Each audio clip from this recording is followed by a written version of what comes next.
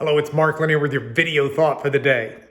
All right, I've been sharing some favorite passages of the Bible or even life verses that certain people have selected. And these are folks that are godly friends of mine. They're just super people who have been walking with God for a long time, students of the Word, and I've really enjoyed it. And today's I've been really excited to share with you guys because this is from my friend, Don Ingvardson. And Don picked a verse for his favorite verse, his life verse, whatever you want to call it, that honestly, I have never in my life had anybody pick as a favorite verse in the Bible. Now you say, well, the Bible's huge. I'm telling you, most everybody picks one of at least 10, 20, 30 different verses among those who pick. And I'm in my 60s. I've heard a lot of people for decade after decade after decade tell me their favorite Bible verse. It's one of my favorite things to ask people. Never, not one time has anybody, at least to my memory, picked the passage that Don has for his passage. It's from a book called 2 Timothy. And that's a letter that Paul wrote to Timothy, a young protege, if you will, that Paul had brought to faith in actually kind of the region of Galatia. But it was on Paul's very first missionary journey. And over the years since, Paul had grown very close to Timothy, had taken him with him on a number of different ventures. And as Paul's life was winding down, Paul wrote a letter to Timothy that's called 2 Timothy.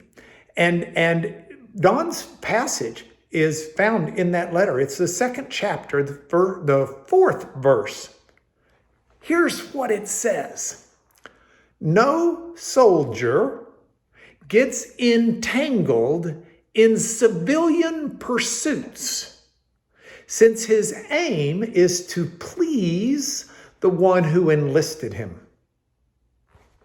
I mean, come on now, how many people have picked that as their favorite Bible verse? No soldier gets entangled in civilian pursuits, since his aim is to please the one who enlisted him. I don't know, maybe Don's got a military background I wasn't familiar with, but I find that to be a most fascinating passage. And I do like the passage. First of all, it's classic Paul. Paul was really good at picture words and really good at metaphors and analogies. He was a brilliant communicator.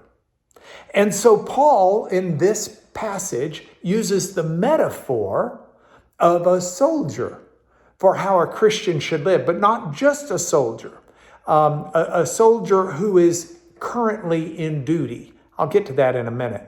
But I want to underscore that this is one of three rapid metaphors Paul uses. He also uses the metaphor of an athlete. He uses the metaphor of how the athlete has to follow the rules if they want to receive the crown. He uses the metaphor of a farmer who works hard for his crops, but then gets the benefit first of having those crops. And Paul's using these metaphors to make a point, and the point is a very important point. And the point includes this of the soldier. To unlock it a little bit more, understand that the verb that Paul is using here is a present participle. And what that means, in essence, is the soldier's in active duty. So the soldier is right now in active duty, and soldiers back then, principal active duty was fighting. That's when they were active. And so this is Paul's illustration of how a soldier doesn't get entangled in civilian pursuits, is not simply a statement that, gee, don't do things other than your faith walk. That's not at all what it means.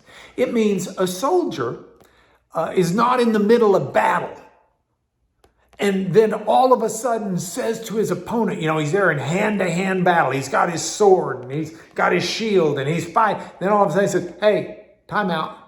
I'm getting a call. It's my wife. I got to take this. Hang on, just a sec. Yeah, honey, I'm in the middle of battle right now. What's up? The kids. Yeah. I'm fine with that. I think that'd be fine.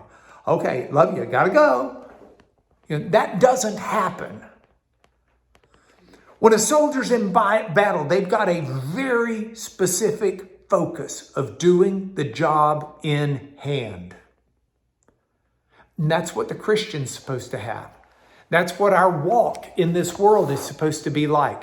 It's supposed to be sharply focused on the task at hand.